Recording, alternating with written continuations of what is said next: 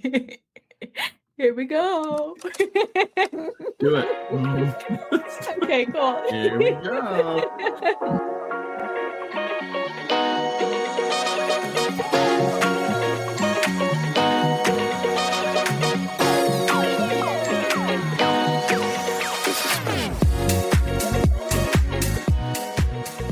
Welcome back to Coffin Talkin', where we unravel the mysteries, embrace the peculiar, and find humor in the unconventional world of funerals and death.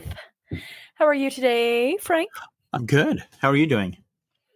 Hey, Doing pretty good. Well, thanks for including me in this episode. It's quite an honor and a privilege to be here with you, Holly. I've heard don't forget it. I've heard good things about you, and I know that you're doing a wonderful thing with this podcast. So, wow, thank you. Thanks. It's really all me, you know. I know. That's what I hear. People don't even come back for the stories. They don't. Or the life experience. No, it's not about that. Well, we heard about oh my gosh. We heard about Holly's week. There we go. Let's tune out right now. Turn that off. We're done. Yeah. No. Very cool. But how was your week? Good. I can't complain too much. The heat. I'm complaining always about the heat. Yeah, because it's still hot, right? Yeah, it's still hot. You got up to, 103 yesterday, and I think we just barely breached 100 again today. Oh, my gosh. So we were looking at the weather, and it's supposed to have a pretty good break starting Wednesday. I think it's supposed to be the high 70s the rest of the week after Wednesday. Okay, that's good. Yeah, that'll be good.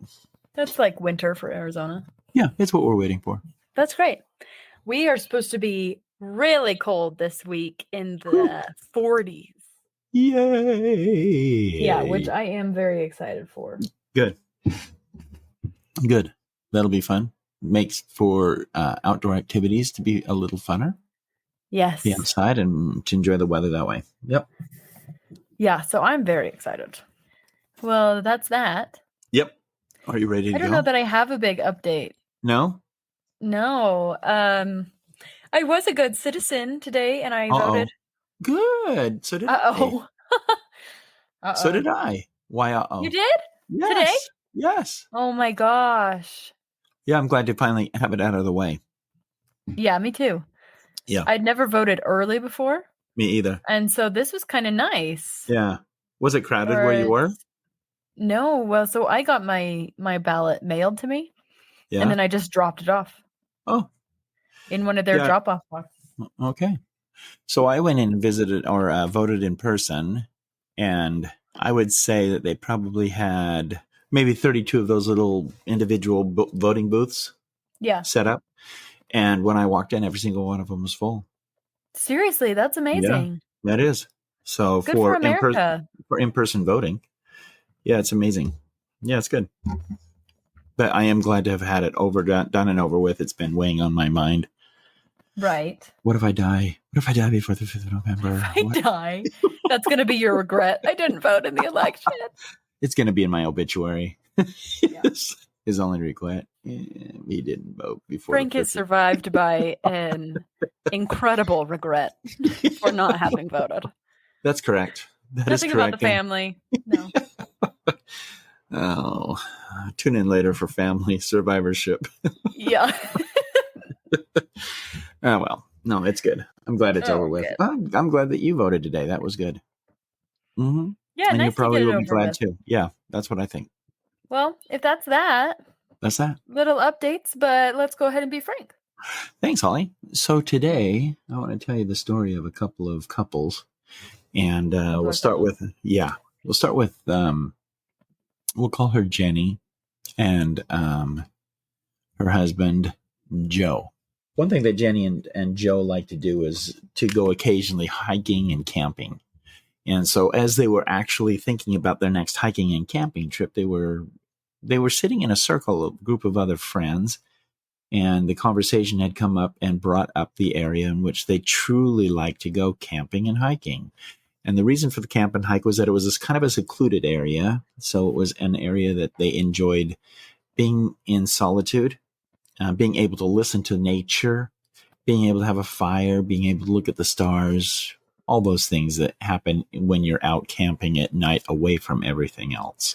Mm-hmm. And they enjoyed the opportunity this particular time of having one of the other couple friends mention that they had been there, probably a week before, but that they had kind of an experience that they didn't quite understand or appreciate, and they needed to get out of there. That's the way they felt. And he went on to explain that when he and his wife had gone up to this area and this secluded lake to hike, get up on top of a rim or a cliff where they could actually see the view was actually beautiful. It was stunning.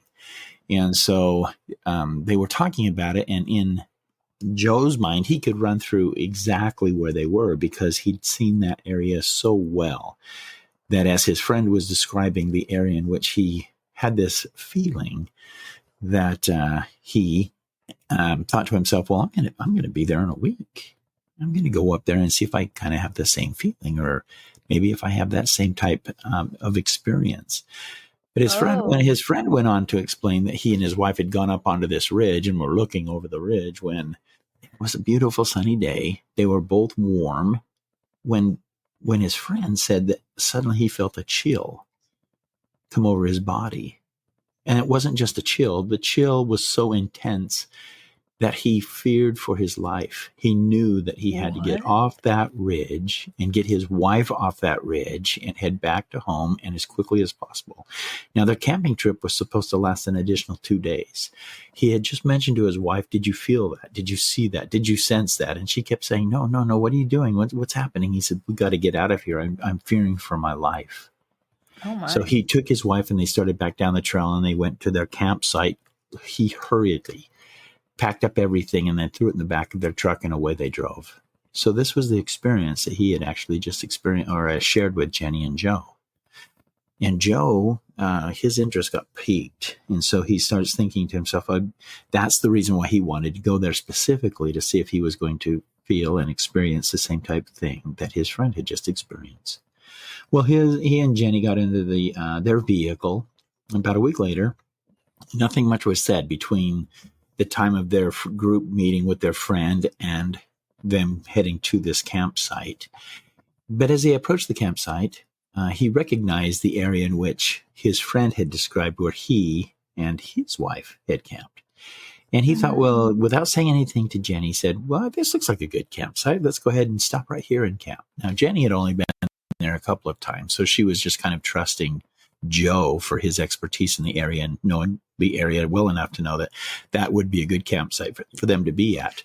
So they unpacked, they got the tent set up, and we're just kind of casually relaxing around the campfire when and talking and joking, kind of reminiscing about their lives in the past and what had drawn them to this particular point in their life. When coming down the mountainside and coming into their campsite, now remember this was late, coming into their campsite was another couple. Now this couple had said that they had just been camping just a little ways off, got kind of turned around and were kind of wondering where they needed to be when Joe said, hey, I know exactly where you are and where you need to be. So let me just kind of walk you guys over there. And Jenny, of course, said, where's your hospitality, Joe? Let's get him some hot chocolate, some coffee, whatever. Let's have him sit down. Let's talk for a little while. And again, Joe looked at the clock or at his watch, and it was roughly 9:00. He said, yeah, okay, we can do this. So they started talking and found out that this couple was on their honeymoon. They had actually been up in that area because they heard that it was a good site for them to be by themselves without all the interference and distractions of what normal city life would bring. And they had talked about them being there and how they met. And so Jenny was going kind of down the sentimental line, a row of, oh, isn't that so sweet? Aren't they great? They're a great couple. And so the hour finally came to about 11:00 when this gentleman said, we need to get back to our campsite. It's getting too late, and you guys have been very kind. If you could help us get back to the campsite, that would be wonderful. Well, Joe stood up, and he said, yeah, come with me. They got into the truck, and he just, within minutes, took time to drive over to the area where, obviously, this was their campsite. When this gentleman saw the campsite, said immediately, yep, that's us. That's where we are. So they stepped out of the truck, and they made their way to the campsite. Joe turned around, and he went right back to his campsite. And he and Jenny continued to speak for a little while longer. Then they too went to bed. That following morning, they decided they would get up early and start hiking. Now, Joe knew exactly where he wanted to go to hike. And this was in his The mind. overlook. Correct. This was in his mind, and this is where he wanted to be. Unbeknownst to Jenny, that this was going to be the same plot or the same spot where they had actually talked to this other couple a couple of nights before regarding this feeling that his friend had had. So they made their way up, and as they were going up, coming down the mountainside, was this gentleman that they had actually talked to the night before. Oh. Only the thing interesting with him coming down the trail was that he was by himself. And they both asked, "Hey, where's your wife?" They just got married, right? Why would they be separated? At least that was their frame of mind.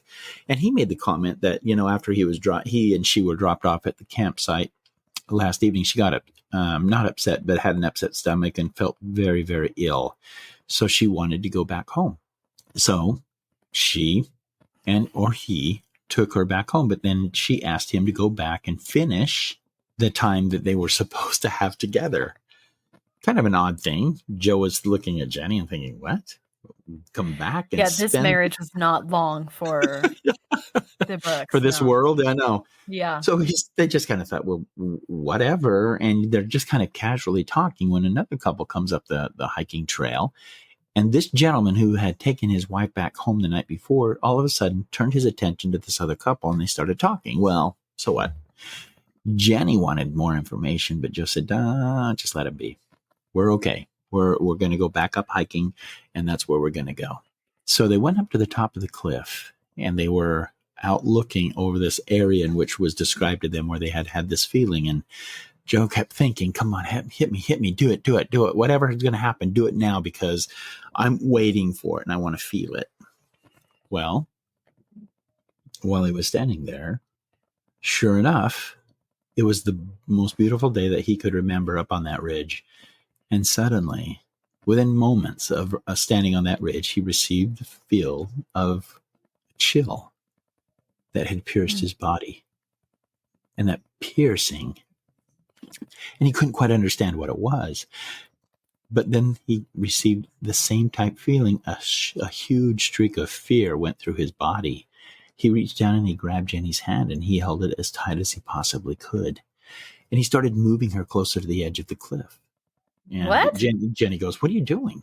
What are you doing? And Joe says, I don't know. I'm feeling like something's pulling me towards the edge. I need help. Pull me back. Please pull me back. And she just lunged back while holding his hand, and she broke the grip. And he had kind of lost his stance, this trance that he was in. The stance was broken. He fell backwards and he was still in kind of a small little trance, and this chillness was still going through his body. And he said, we need to leave. We need to go back to camp. And so they went back to camp. They didn't get out of camp. They just stayed at camp.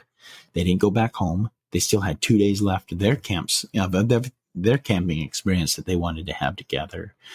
So they continued on, and she said, let's go back up to the ridge. And he goes, I don't think I should go back up to that ridge. And she goes, why? And so he explained to her what he had done about that. She said, you took us to the same ridge where he had experienced that same chilling effect, and you had my hand and you were trying to pull me closer to the edge of the cliff. What were you thinking? And she just slapped him. Not across the face, but, on the shoulder, and kind of nudged him and said, well, that wasn't too kind. And he said, well, I just wanted to experience it because I've come up here a lot and I don't quite understand why he would be experiencing that. They eventually went on home. They had the opportunity of getting back together with this couple friend, and the friend that was there and had initially started the conversation about that point had mentioned, now Joe looked at him and he said, tell me a little bit more about your experience on that cliffside. And he said, I don't know if I can. And he said, please do. I want to know. And he said that when the feeling came across his body, that he actually took hold of his wife's hand, and the two of them were walking closer to the edge of the cliff. The two of them got so close to the edge of the cliff that they could see the debris or the small smattering of rocks under their feet that were starting to fall over the cliff. And as he looked down, he said, "Oh, whoa, whoa, whoa, what are we doing?" And he hurried and turned back around. And that's when he told his wife that it was important that they leave the cliffside, because he felt fearful for his life, not only his life at this moment, but also for the life of his wife. After they had heard that story, Jenny was just totally dumbfounded. She said, "Well, the same thing happened to me and to Joe, except more to Joe, because Joe started to drag me. I hadn't felt anything." And so they started looking into it and trying to find out what exactly it was that was what had transpired on that ridge or that cliff. And they found that there were two couples that maybe 14 years previous had gone up camping and had gone hiking up into this area. And not one of those four couples came back to their campsite. Their campsite was discovered about 2 weeks later, totally abandoned, totally unoccupied. Nothing was disturbed. The tents were still erect, but there was no sign of living people at all. So they had started a search for these individuals when they came across this ridge, this cliff. And they all had looked and had been searching for them when they looked and found out that the search crew up above could see nothing, but the crew down below found the four individuals that had actually fallen to their death. Now, the four individuals that had fallen to their death were linked to an occultist group that had actually done different sacrifices in that area. One of those that were actually looking for the group had reported that he too had felt feelings of a want or a need to approach the edge of the cliff just as close as he possibly could, because he would be kept safe. He would be okay. He could step off the edge and still survive. That was the feeling he was getting. Well, as the time went on, they're dumbfounded looking at these case studies of these four people that had actually lost their lives while going up to the ridge and then falling off the ridge. So they went and they were actually conversing with one another, and now Jenny and Joe were having kind of a quiet night in their home, and Jenny was making dinner. Joe was watching TV, and suddenly a newscast came across saying that Mrs. So-and-so is missing, and she ended up missing on one of the days of her honeymoon. And he's looking at the camera, he's looking at the story, and he's recognizing, they flash a picture of the lady, and it was the lady that was actually with this couple in their campsite 2 weeks before. And he calls his wife, "Jenny, get in here, come here, I want you to see this." So she says, "What's going on?" So she sits down and she starts looking at the newscast. And he says to her, "Now, isn't this the same lady that was actually at the campsite that we were in?"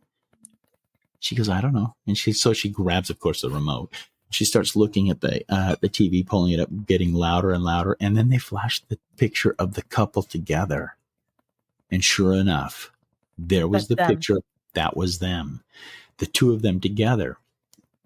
And the reporter said, the interesting topic about this particular story is that the husband is claiming he was told to kill his wife. Now, Joe suddenly thinks back to the time that he was standing on the ridge.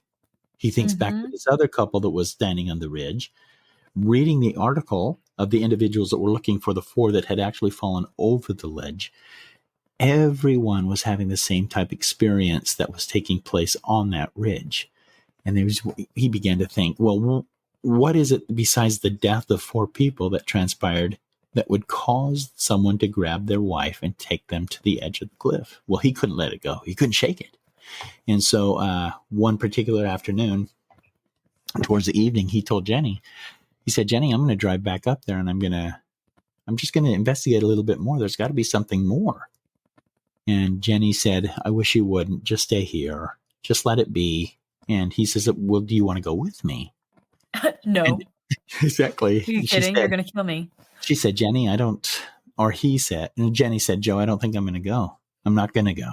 And she said, "I wish you would not go either." Well, that wasn't enough to stop Joe. So he ended up taking this friend that was telling him the story about he and his wife. And about 20 minutes into the trip, this friend got really sick, and he said, "Would you just drop me off at the gas station? I'll call my wife and she'll come pick me up." And he said, "Okay." And he goes, "Well, are you going to go back? Are you going to continue on?" And Joe said, "Of course I'm going on. Yeah, this is what I've mapped out. I have to see what's going on. I need to know." So he made his way up to this campsite, took the same campsite that he and Jenny were at just 2 weeks prior, parks the truck, grabs his flashlights, and he starts walking. Flashlights, he has two, one in each hand, and he starts walking up the trail. And he hears noises in the foreground. And he's looking up ahead, cannot see anything or any evidence of anyone else there, but he does hear sounds. And as he's walking towards that sound, he realizes that he's right at the top of this summit, where if he walked another 50 paces, he would be right at the edge of that cliff. Mm-hmm. But he still hears the sounds. He can't make out the sounds. He can't understand the sounds. And he looks around and sees no one that could be there making the sounds. Then And this is at night? This is at night. It was just barely starting when the dusk had started to fall. He could still make out movement of individuals, but he turns his flashlights on, and he started looking around, trying to find out where this noise was coming from. When, as he stood there looking back towards the forest, he felt this piercing chillness once again. And he just kept looking, and he couldn't leave the area alone because he wanted to know what was happening. And it was almost as though his eyes had been opened immediately, because he could see now, towards the edge of the forest itself, a group of people dancing and walking, and I guess kind of just rotating around a huge fire. So what? Oh, no. How come I didn't see that before? The cultists. How come I didn't see that fire before?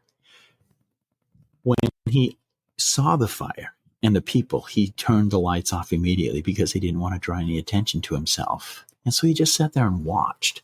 And they would dance, and they would raise their arms. They would sing at high levels and volumes within their own voices.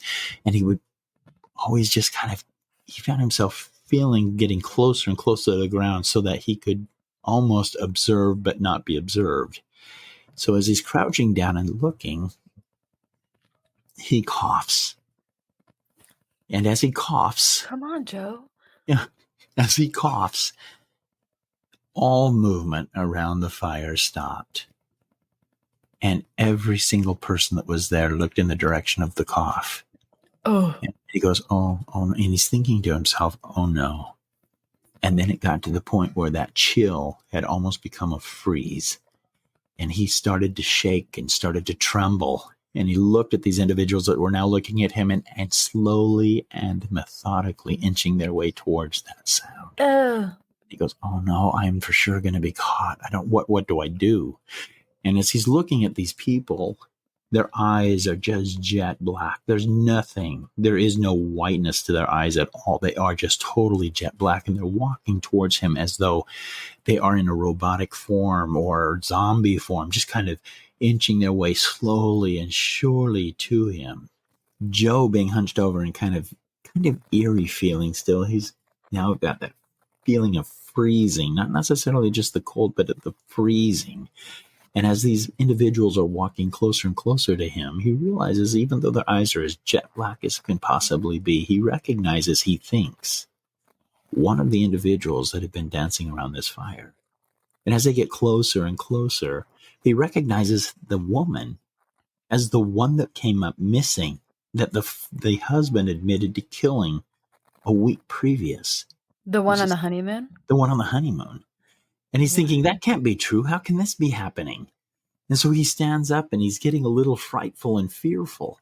And as he starts to walk backwards, he realizes that, hey, there's no way of escaping him, because now this group has gone and formed almost a half a circle, and there's no way of his escaping. So all he can do is retreat slowly but surely when he feels his foot step down on air, no ground, and away he goes, feeling air and breeze brush past him, his head, his body, and gradually looking up at the cliff once again, his eyes open, seeing people stare down at him, or figures staring down at him, and wondering what it is that's taking place. About 4 hours later, Jenny's notified of his passing. She realizes that, hey, he's not going to come back. She wishes so bad that he would have listened to her and staying with her. So she takes the time necessary the following couple of nights later, after the service and the funerals have been taking place. She too goes up to this cliff just to find out this last little bit where he had died. And she knew exactly where it was because she'd been there already. And so he had told her that that's where he was going to be. And as she's standing looking over the cliff, she hears a noise and turns around. And there's a fire. And there are people dancing and singing around the fire. She makes an audible gasp, which causes the attention of those around the fire to stop and to look in her direction. Slowly but surely, they make their way towards her. When she lets out an audible scream, "Oh my gosh. Joe? Is that you, Joe?" Oh my gosh. And that would make sense why they never recovered any of the bodies. Yeah. Oh, zombie cult. Zombie cult. Well, I think they did recover the 4 bodies, right? Or they discovered that they had fallen off the cliff. But you're right. Yeah, they knew that they fell. Yeah, they couldn't get them. Oh my gosh. Anyway, I can only imagine what she would have been going through as well. Would you, as a husband or wife at that point, want to join them? Do you know what I mean? I mean, if Joe and Jenny had been together for years and all of a sudden she recognizes Joe is living again, but was he? I don't know. Would you do whatever necessary to join that group around the fire? I don't know. I don't either. Because I think about, like, if she could see him and see, like, if he was just a shell of who he was. Yeah. Or if he was actually there and there was actual recognition in his face, sort of thing. Mm-hmm. I don't know. I don't either. Interesting. Either way. So anyways, this reminds me of the book I'm reading right now and so good. Is it Queen of Shadows? Yes, it is Queen of Shadows. I kind of took it from this book. No, I'm kidding. Did you actually? No. I know you haven't read it. I haven't read it, and I only know about the Queen of Shadows because you mentioned it a couple episodes back. Right. That you were reading it, and I thought, oh, well, how such appropriate. A good series. Oh my gosh. How appropriate to be reading but Queen anyways, of Shadows. Yes, it is. Okay. But maybe you should tell us a story, Holly. Oh. I don't think I'd be very good at that. Oh, well. I don't have the gift. Yeah. I don't either, really. I just like telling stories. I don't either, really. Yeah, right. Okay. So, that's crazy. Yeah. And now, coffiners, I want to hear what your thoughts would be. Would you, if you were the spouse, would you hang in? Would you hang in there with them? Would you, obviously the way to get into the cult is to step off the ledge of the cliff. Yeah. So, I don't know. Anyway, happy Halloween. Happy Halloween. Happy Halloween. And coffiners, once again, of course, thanks for hanging out with us. And we'll see you next time. Thanks, Holly. Bye, coffiners. Happy Halloween.